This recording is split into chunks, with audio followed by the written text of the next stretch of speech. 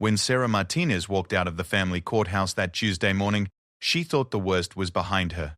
The custody battle that had consumed 18 months of her life was finally over. Her ex-husband David would have supervised visits, she would retain primary custody of their twin daughters, and most importantly, the girls would be safe. The judge's gavel had fallen with finality, sealing what everyone believed was a straightforward custody arrangement. But buried deep in the 43 pages of legal documentation was a single clause that would soon send shockwaves through their small community of Millbrook. A clause that mentioned a name no one expected to see: Andrew Kellerman, David's business partner and the town's most respected youth counselor. What Sarah didn't know as she buckled her daughters into their car seats that afternoon was that a local journalist had been quietly investigating Andrew for months. What she couldn't have imagined was that her custody case would become the key that unlocked a scandal involving dozens of families, millions in missing funds, and secrets that had been hiding in plain sight for years. The sealed custody deal was supposed to protect her children. Instead, it was about to expose a truth that would change everything they thought they knew about the people they trusted most. Sarah Martinez had never imagined that her life would unfold in a courtroom. 6 months ago, she was a devoted wife and mother, working part-time as a dental hygienist while raising her twin daughters, Emma and Sophie. The girls were her world, bright 8-year-olds, who filled their modest home with laughter and constant chatter about everything from their pet hamster to their dreams of becoming astronauts. The marriage to David had started crumbling slowly, like a foundation with hairline cracks that gradually widened into chasms. David's drinking had become more frequent, his temper shorter, and his absences longer. What began as occasional late nights at the office turned into weekends away with his business partner, Andrew Kellerman. Sarah had tried to hold everything together, making excuses for David's behavior to the girls, covering for him at school events, and slowly isolating herself from friends who asked too many questions. The breaking point came on a rainy Thursday evening in March. David had promised to take the girls to their school play, but he arrived home 3 hours late, reeking of alcohol and stumbling over his words. Emma had waited by the window in her costume, her face pressed against the glass until Sarah finally had to tell her that Daddy wouldn't be coming. That night, after putting the girls to bed with tears in their eyes, Sarah made the hardest decision of her life. Finding a lawyer in their small town of Millbrook proved more challenging than Sarah anticipated. Everyone knew everyone, and David's construction business had built half the houses in the area. His partnership with Andrew Kellerman only complicated matters further. Andrew wasn't just David's business partner, he was also the director of the Millbrook Youth Centre, a beloved figure who had mentored hundreds of local children over the past 15 years. His recommendation carried weight, and his friendship with David meant that many people in town viewed Sarah's divorce petition with skepticism. The custody battle that followed was brutal. David's lawyer painted Sarah as an unstable mother who was trying to turn the children against their father. They questioned her work history, her finances, and even her mental health. Sarah found herself defending decisions she had made as a protective mother, explaining why she had limited the girls' time with their father when his drinking became unpredictable. The most difficult part was watching Emma and Sophie caught in the middle. The girls loved their father despite his flaws, and they couldn't understand why their family was falling apart. Court-appointed counselors interviewed them, asking gentle but probing questions about their home life. Sarah watched her daughters retreat into themselves, their natural exuberance dimmed by the weight of adult problems they shouldn't have had to carry. David's defense strategy became increasingly desperate as the months wore on. His lawyer brought in character witnesses, including Andrew Kellerman, who testified about David's love for his daughters and his commitment to getting help for his drinking problem. Andrew's testimony was particularly powerful because of his reputation in the community. Parents trusted him with their children, and his word carried enormous weight with Judge Harrison. But Sarah's lawyer, Jennifer Walsh, was thorough in her preparation. She documented every missed school event, every broken promise, every time David had shown up intoxicated to pick up the girls. She presented medical records showing that Emma had developed anxiety symptoms that coincided with her father's erratic behavior. The evidence painted a clear picture of a father whose addiction had made him unreliable and potentially dangerous. The investigation process revealed details about David's life that shocked Sarah. Financial records showed that substantial amounts of money had gone missing from joint accounts. Credit cards she didn't know existed had been maxed out. Most disturbing were the phone records that showed David had been in contact with people Sarah didn't recognize, often during school hours when he claimed to be working. Andrew Kellerman's involvement in David's life ran deeper than Sarah had realized. The two men had been meeting regularly, not just for business but for what David claimed was counseling and support for his addiction. Andrew had been helping David navigate the custody case, providing advice and even accompanying him to some of his supervised visits with the girls. This close involvement would later raise questions, but at the time it seemed like evidence of Andrew's dedication to helping families in crisis. The financial investigation uncovered a complex web of transactions between David's construction business and the youth centre where Andrew worked. Money that should have gone to family expenses had been redirected to what David claimed were business investments. Sarah's lawyer pressed for full disclosure of these transactions, but David's legal team argued that business records were not relevant to the custody case. As the legal battle intensified, Sarah began to notice changes in her daughters that worried her deeply. Emma, always the more sensitive of the twins, started having nightmares and refusing to eat. Sophie became aggressive at school, getting into fights with classmates and talking back to teachers. The court-appointed child psychologist recommended that the girls receive counselling, and surprisingly, David agreed immediately. Even more surprisingly, he suggested that they see Andrew Kellerman, given his expertise with children and his familiarity with their family situation. Sarah was hesitant about this arrangement, but her lawyer advised that refusing might make her appear uncooperative. Andrew's reputation in the community was sterling, and Judge Harrison had clearly been impressed by his testimony. Reluctantly, Sarah agreed to allow Andrew to provide counselling for Emma and Sophie, with the understanding that all sessions would be documented and that she would receive regular updates on their progress. The counselling sessions began in June, taking place at the youth centre after hours. Andrew assured Sarah that this private setting would help the girls feel more comfortable opening up about their feelings. He provided detailed notes after each session, describing the girls' progress and recommending strategies for helping them cope with the divorce. On the surface, everything seemed professional and appropriate. Meanwhile, the custody case moved towards resolution. David had completed a rehabilitation program and was attending regular AA meetings. His lawyer argued that he had addressed his drinking problem and deserved a chance to rebuild his relationship with his daughters. Sarah's legal team countered that addiction was a lifelong struggle and that David had shown no consistent pattern of sobriety or responsibility. The financial irregularities in David's business dealings became a more significant factor as the case progressed. Sarah's lawyer discovered that several checks written to the youth centre had been personally endorsed by Andrew Kellerman rather than being deposited into the organisation's account. When questioned about this, Andrew explained that the money had been used for special programs that benefited David's daughters and other children in similar situations. The explanation seemed reasonable on the surface, but it raised questions about financial oversight at the youth centre. Judge Harrison was known for his thorough approach to custody cases, especially those involving allegations of substance abuse. He ordered extensive background checks on both parents and required David to undergo random drug testing for 6 months. Sarah was required to attend co-parenting classes, despite her lawyer's objections that she was not the parent with substance abuse issues. The judge explained that both parents needed to learn how to put their children's needs first in the wake of their divorce. The background check process revealed information that surprised everyone involved in the case. David's driving record showed several incidents that had not been previously disclosed, including a DUI charge that had been reduced to reckless driving through a plea agreement. More concerning were reports from the girls' teachers about David's behaviour during school visits, describing him as agitated and inappropriate in his interactions with staff. Andrew Kellerman's background check, conducted as part of his role as the girls' counsellor, came back clean. His record showed years of dedicated service to the community, glowing recommendations from parents and colleagues, and advanced training in child psychology. The check did reveal that Andrew had unusual access to youth centre funds for various programs, but this was explained as a necessary part of his administrative duties. As summer turned to fall, the custody case was nearing its conclusion. Sarah had managed to maintain stability in her home despite the emotional and financial strain of the legal battle. She had found full-time work at a larger dental practice and had created a support network of other single mothers who understood her challenges. The girls were slowly adjusting to their new reality, though they still showed signs of stress and confusion about their family situation. The final hearings were scheduled for November, just before the Thanksgiving holiday. Both sides presented their closing arguments, with David's lawyer emphasizing his client's progress in recovery and his deep love for his daughters. Sarah's legal team focused on the pattern of instability and unreliability that had characterized David's parenting, arguing that supervised visits were necessary to protect the girls' emotional well-being. Judge Harrison took 3 weeks to review all the evidence before announcing his decision. The courtroom was packed with family members, friends, and community members who had followed the case.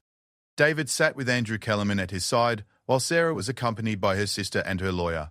The tension was palpable as everyone waited to hear how the judge would rule on the future of Emma and Sophie Martinez. Judge Harrison's voice carried through the courtroom with the weight of months of deliberation. Sarah Martinez would retain primary custody of Emma and Sophie, with David receiving supervised visitation rights every other weekend and one evening per week. The decision seemed straightforward, a victory for Sarah after 18 months of legal warfare. But as the judge continued reading the terms of the custody arrangement, a detail emerged that would prove far more significant than anyone in that courtroom could have imagined. The supervision of David's visits would be handled by Andrew Kellerman, given his professional relationship with the family and his expertise in child psychology. This arrangement was presented as a practical solution that would provide consistency for the girls while ensuring their safety. Andrew had already been counseling Emma and Sophie, and his involvement in the supervision would create a seamless support system for the family's transition. Sarah felt a mixture of relief and unease as she listened to the judge's words. While she was grateful to have won primary custody, the continued involvement of Andrew Kellerman in their lives felt like a compromise she hadn't fully agreed to. Something about Andrew had always made her uncomfortable, though she couldn't articulate exactly what it was. Perhaps it was the way he seemed to insert himself into every conversation about the girls, or how he always had detailed opinions about their emotional development that felt more intrusive than helpful. The custody agreement contained 43 pages of detailed provisions, financial arrangements, and behavioral requirements. Hidden within the legal language was a clause that few people noticed during the initial reading. Section 12.7 stated that Andrew Kellerman would have unrestricted access to therapeutic records and ongoing assessment privileges regarding both children. This meant that Andrew could continue his counseling sessions with Emma and Sophie, document their progress, and make recommendations about their care without requiring approval from either parent. David appeared satisfied with the judge's decision, shaking hands with Andrew and his lawyer as if they had won a significant victory. His supervised visits would begin immediately, and he would be required to complete an additional 6 months of substance abuse counseling. The arrangement seemed generous given the evidence of his drinking problem and financial irresponsibility. Sarah's lawyer whispered that they should consider this outcome a success, but Sarah couldn't shake the feeling that something important had been overlooked. The first supervised visit took place the following Saturday at the youth centre. Andrew had arranged for David to spend 3 hours with Emma and Sophie in a comfortable playroom equipped with games, art supplies, and comfortable seating. Sarah dropped the girls off with mixed emotions, watching as they ran to hug their father despite everything that had happened. The reunion was emotional for all of them, and Sarah found herself fighting back tears as she left her daughters in someone else's care for the first time since filing for divorce. Andrew's documentation of that first visit was thorough and professional. He noted that both girls seemed happy to see their father, but showed signs of anxiety about the new arrangement. Emma was particularly clingy, while Sophie appeared more guarded than usual. Andrew recommended that future visits include structured activities to help the girls feel more secure. And he suggested that he continue individual counseling sessions with each child to help them process their changing family dynamics. Over the next several weeks, a routine developed around David's supervised visits.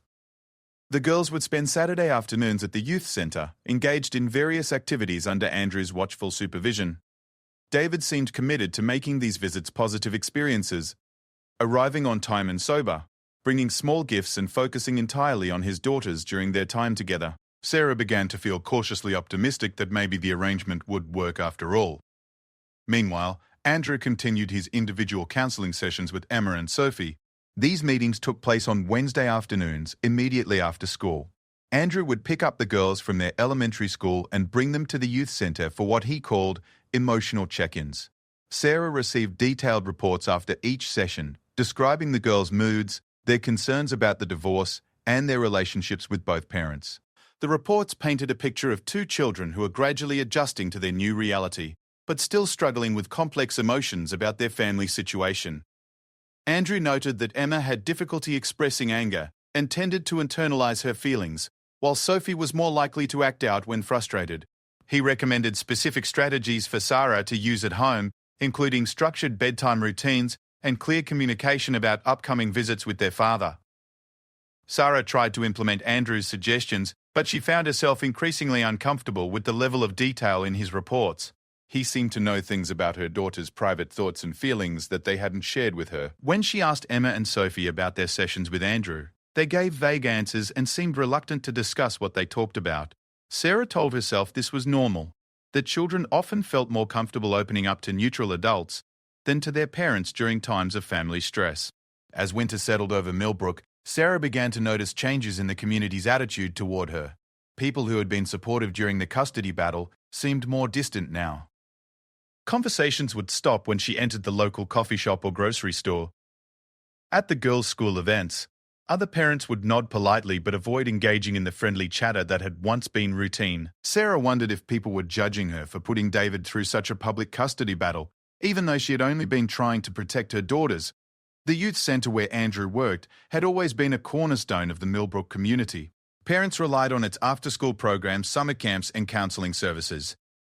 Andrew himself was seen as a pillar of the community, someone who had dedicated his career to helping children and families navigate difficult times. His involvement in the Martinez custody case was viewed by many as evidence of his commitment to going above and beyond for families in need. But beneath the surface, things were not as they appeared. A local journalist named Marcus Chen had been quietly investigating financial irregularities at the youth centre for several months. His investigation had begun as a routine audit request from the City Council, but it had uncovered patterns of spending that didn't align with the centre's stated programs and services. Checks written to vendors that didn't exist, receipts for equipment that was never delivered, and program costs that seemed inflated compared to similar organizations in neighboring towns. Marcus had tried to interview Andrew about these discrepancies, but Andrew had been evasive and defensive. He claimed that the youth centre's unique approach to serving the community required flexibility in how funds were allocated, and that traditional accounting methods didn't capture the full scope of their work. When pressed for specific documentation, Andrew said that much of their most effective programming was informal and therefore not reflected in standard reports.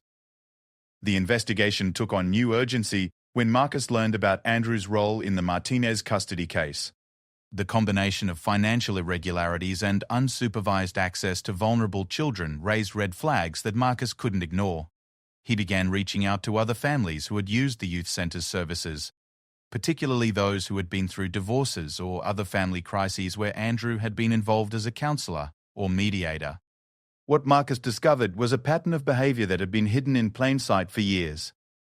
Andrew had positioned himself as an indispensable resource for families in crisis, offering counselling services that weren't always properly licensed or supervised. He had unusual access to children from troubled homes, and his role gave him authority that parents rarely questioned. Most concerning was his ability to influence custody arrangements and family court decisions through his testimony and recommendations. Sarah was unaware of Marcus's investigation as she struggled with her growing concerns about Andrew's involvement in her daughters' lives. The counselling sessions had been extended indefinitely, with Andrew arguing that Emma and Sophie needed ongoing support as they adjusted to their parents' divorce. The supervised visits with David were going well, but Andrew insisted that his oversight was crucial to maintaining stability for the girls. The financial pressure of the custody battle had left Sarah in a precarious position. Legal fees had depleted her savings, and she was working extra hours to cover basic expenses. The last thing she wanted was to rock the boat by questioning arrangements that seemed to be working for her daughters. Emma and Sophie appeared to be doing better emotionally. Their schoolwork was improving, and they seemed more comfortable with the new routine of visits with their father. However, small details began to trouble Sarah more as time passed. Andrew would sometimes mention things about the girls' daily lives that he couldn't have learned during their counselling sessions. He seemed to know about their friendships, their preferences in food and activities, and their private conversations in ways that felt intrusive. When Sarah asked how he had learned these details, Andrew would explain that children often shared more than adults realized during therapy, and that his training helped him piece together a complete picture of their emotional state. The youth centre's holiday program that December was more elaborate than usual. Andrew organized special events for all the children in his programs, including Emma and Sophie. There were movie nights, craft sessions, and even a weekend camping trip that was presented as a therapeutic retreat for children from divorced families. Sarah was invited to attend some of these events, but work obligations often prevented her from participating. Andrew assured her that the girls were always safe and well supervised during these activities. During one of these events, a parent named Janet Morrison approached Sarah with concerns that mirrored her own. Janet's son had been in Andrew's counselling program after her divorce 2 years earlier, and she had noticed similar patterns of intrusive knowledge and extended programming that seemed to go beyond normal therapeutic boundaries. Janet suggested that they should compare notes about their experiences, but she was also hesitant to speak openly about her concerns, given Andrew's reputation in the community. The conversation with Janet left Sarah feeling both validated and alarmed. She wasn't the only parent who felt uncomfortable with Andrew's methods, But the fear of being seen as uncooperative or ungrateful kept most parents from speaking up. Andrew's position in the community and his role in family court cases gave him a level of authority that was difficult to challenge, especially for parents who were already dealing with the stress of divorce and custody issues. As the new year approached, Marcus Chen's investigation was nearing completion. He had uncovered evidence of financial misconduct that went far beyond simple accounting errors. Money intended for children's programs had been diverted to personal accounts, falsified receipts had been used to justify questionable expenses, and the youth center's board of directors seemed to have been unaware of the scope of Andrew's financial control over the organization. More troubling were the interviews Marcus had conducted with former employees of the youth center. Several people described a work environment where Andrew wielded unusual influence over personnel decisions and program development.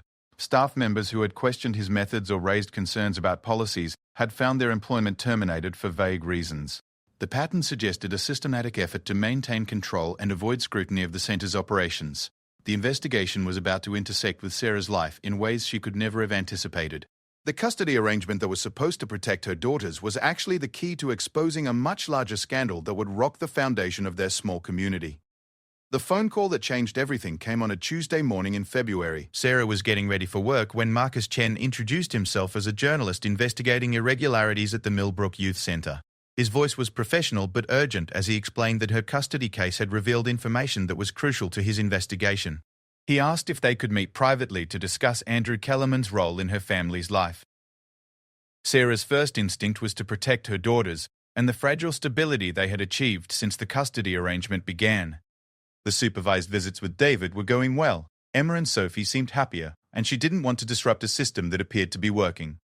But Marcus's questions about financial records and Andrew's access to vulnerable children triggered the unease she had been trying to suppress for months. The meeting took place at a coffee shop in the next town over, away from the prying eyes of Millbrook residents who knew Sarah's story. Marcus presented a folder thick with documents that painted a disturbing picture of Andrew's activities at the youth center. Bank records showed that over $300,000 had been misappropriated over 5 years, much of it through programs that claimed to serve children from divorced families.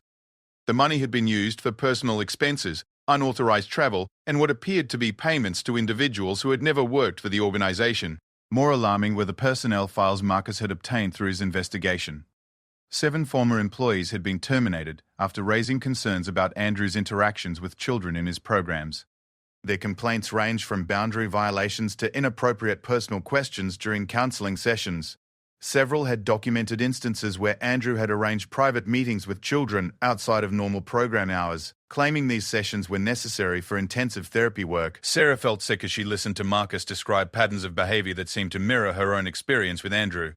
The extended counseling sessions, the intrusive knowledge about her daughter's private lives, and the way Andrew had positioned himself as an indispensable part of their family's healing process all fit a troubling pattern that had apparently been repeated with other families over the years. The investigation had uncovered evidence that Andrew had been using his position to gain access to confidential family court records. His role as a court-approved supervisor and counselor gave him privileges that allowed him to review custody cases, psychological evaluations, and financial information about families involved in divorce proceedings. This access had been used not just to help families, but to identify vulnerable children and desperate parents who were less likely to question his methods or report concerns about his behavior. Marcus explained that the Martinez custody case was particularly significant because of the unusual clause granting Andrew unrestricted access to therapeutic records and assessment privileges. This language had been inserted into the custody agreement at the suggestion of David's lawyer, but it gave Andrew authority that went far beyond normal supervisory roles. The clause essentially made Andrew immune from oversight by either parent or the court system, creating a situation where he could continue his programs indefinitely without accountability. The financial investigation had revealed that David's construction business had been used as a conduit for moving money out of the youth center's accounts. Work orders for projects that were never completed, payments for materials that were never delivered, and consulting fees for services that couldn't be documented all pointed to a systematic effort to hide the misappropriation of funds. David appeared to have been a willing participant in this scheme, receiving payments that supplemented his income while providing cover for Andrew's financial misconduct. Sarah realized that her ex-husband's behavior during the custody battle made more sense in this context. His confidence, despite having a weak legal position, his lawyer's sophisticated defense strategy, and Andrew's prominent role in supporting his case all suggested that there had been more coordination between the two men than she had realized. The custody arrangement hadn't just been about David's access to his daughters, it had been designed to maintain Andrew's access to vulnerable children under the cover of legitimate therapeutic services. The revelation that David had been complicit in financial fraud added another layer of complexity to Sarah's situation. The supervised visits that had seemed like a reasonable compromise were actually part of a larger scheme that put her daughters at risk. She felt betrayed not just by her ex-husband, but by a system that had failed to protect her children despite her repeated concerns about Andrew's behavior. Marcus's investigation had already resulted in a preliminary report to the district attorney's office, and a formal criminal investigation was beginning. However, he warned Sarah that the process would be lengthy and that her family would likely be called to testify about their experiences with Andrew. The publicity surrounding the case would be intense, and there was no guarantee that the custody arrangement could be modified quickly enough to protect Emma and Sophie from ongoing exposure to Andrew's influence. Sarah faced an impossible choice. She could cooperate with the investigation and potentially expose her daughters to public scrutiny and legal complications, or she could try to protect their privacy and allow a dangerous situation to continue. Either path would disrupt the stability she had worked so hard to create for Emma and Sophie, but doing nothing would mean leaving other families at risk while allowing Andrew to continue his harmful behavior. The decision became clearer when Marcus shared information about other children who had been in Andrew's programs. Medical records obtained through the investigation showed a pattern of psychological problems among children who had received extensive counseling from Andrew. Depression, anxiety, sleep disorders, and behavioral issues were common among kids who had been in his care for extended periods. Several families had sought outside therapy for their children after leaving Andrew's programs, reporting that their kids had been harmed rather than helped by his interventions. Sarah thought about the changes she had noticed in Emma and Sophie since beginning their counseling sessions with Andrew.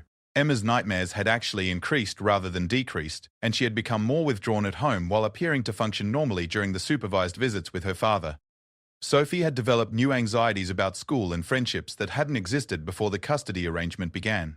Sarah had attributed these changes to the stress of the divorce, but she now wondered if Andrew's influence had been making things worse rather than better.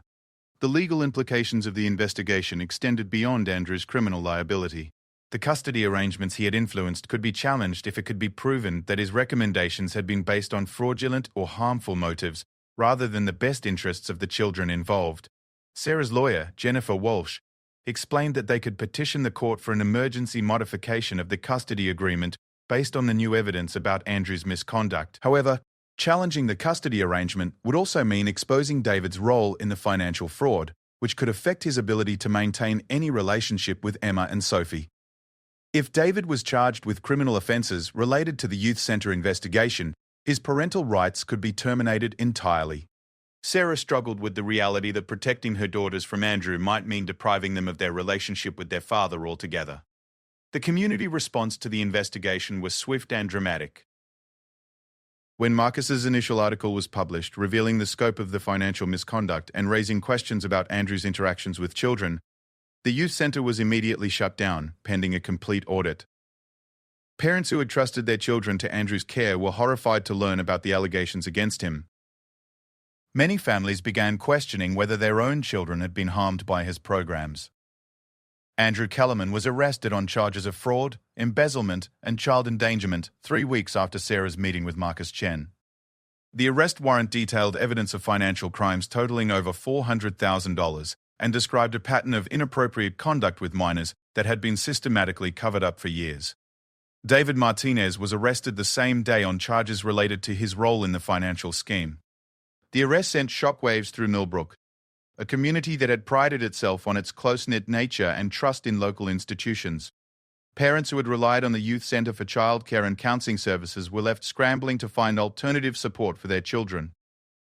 Many families faced the terrifying possibility that their kids had been victimised by someone they had trusted completely. Sarah immediately filed for an emergency modification of the custody agreement, seeking to terminate Andrew's role in her daughters' lives and suspend David's visitation rights pending the outcome of the criminal investigation. Judge Harrison, who had originally approved the custody arrangement, was forced to acknowledge that the evidence against Andrew called into question his previous decision. The emergency hearing was scheduled within days of the arrests. The courtroom atmosphere during the emergency hearing was tense and emotional. Sarah testified about her concerns regarding Andrew's behavior and the changes she had noticed in her daughters, since beginning their counseling sessions with him. Other parents came forward to describe similar experiences with Andrew's programs, creating a picture of systematic abuse of trust and authority that had gone undetected for years. Emma and Sophie were interviewed again by court-appointed psychologists, this time specifically about their interactions with Andrew Kellerman. The interviews revealed disturbing details about the counseling sessions that had been hidden from Sarah. Andrew had used techniques that were inappropriate for children their age, had asked intrusive questions about their family life and personal relationships, and had encouraged them to keep secrets about their sessions. The psychological evaluation recommended immediate termination of all contact between Andrew and the girls. Judge Harrison's decision was swift and decisive. Andrew Kellerman's supervisory role was terminated immediately, and all provisions of the custody agreement that granted him access to the Martinez children were voided. David's visitation rights were suspended pending the outcome of the criminal investigation, and Emma and Sophie were referred to qualified child therapists who specialized in treating victims of psychological manipulation and abuse. The broader investigation continued to expand as more evidence emerged about the scope of Andrew's misconduct and the number of families who had been affected by his programs. Federal authorities became involved when it was discovered that some of the misappropriated funds had come from federal grants intended to support at-risk youth programs. The case became a symbol of how trusted community institutions could be corrupted by individuals who exploited their positions of authority. Sarah focused on helping Emma and Sophie heal from their experiences while cooperating with the ongoing investigation. The girls began working with a new therapist who specialized in helping children recover from psychological manipulation. Slowly, they began to open up about their experiences with Andrew, revealing details that confirmed Sarah's worst fears about what had been happening during those private counseling sessions. The Martinez family's ordeal became a catalyst for broader reforms in how family courts evaluate and monitor custody arrangements. The case highlighted the need for better oversight of court-appointed supervisors and counselors, as well as the importance of listening to parents' concerns about the professionals involved in their children's care. Sarah became an advocate for these reforms, using her experience to help other families avoid similar situations. The criminal trial of Andrew Kellerman revealed the full extent of his crimes and their impact on the Millbrook community. Dozens of families came forward to testify about their experiences with his programs, painting a picture of a predator who had used his position of trust to exploit vulnerable children and families for years. The trial resulted in convictions on multiple charges and a lengthy prison sentence that reflected the severity of his crimes and their lasting impact on his victims. David Martinez eventually pleaded guilty to his role in the financial fraud and received a reduced sentence in exchange for his cooperation with the investigation. His relationship with Emma and Sophie was permanently altered by his actions, and he faced the challenge of rebuilding trust with his daughters while serving his sentence and dealing with the consequences of his choices. For Sarah, the resolution of the case brought both relief and ongoing challenges. Emma and Sophie continued to work through the trauma of their experiences with professional help, and the family slowly rebuilt their sense of security and trust. The custody case that had begun as a straightforward dispute between divorced parents had exposed a web of corruption and abuse that changed their community forever. But it also demonstrated the importance of persistence in protecting children from those who would exploit their vulnerability.